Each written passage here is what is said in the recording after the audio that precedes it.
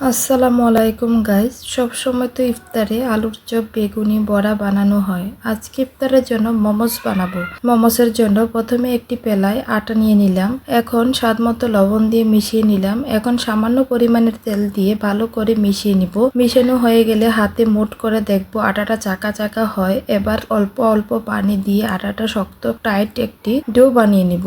এখন হাতে একটু তেল নিয়ে ডোটা মেখে ঢাকনা দিয়ে ঢেকে দিব।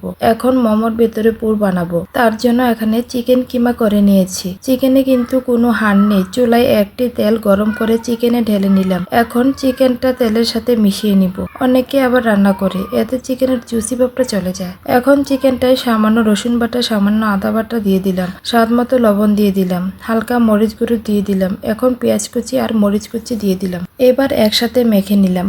আমাদের পুরটা রেডি। এখন ঢেকে রাখা ডোটা এখন আরেকটু মথে নিলাম।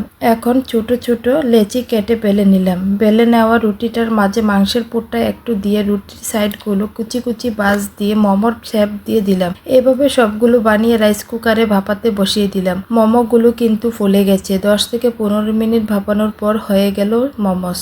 এখন টমেটো কেচাপ দিয়ে পরিবেশন করে নিলাম। এই টমেটো সসটা কিন্তু বাসায় বানিয়েছি। কিভাবে বানিয়েছি ওটা আরেকটা ভিডিওতে আপলোড হবে।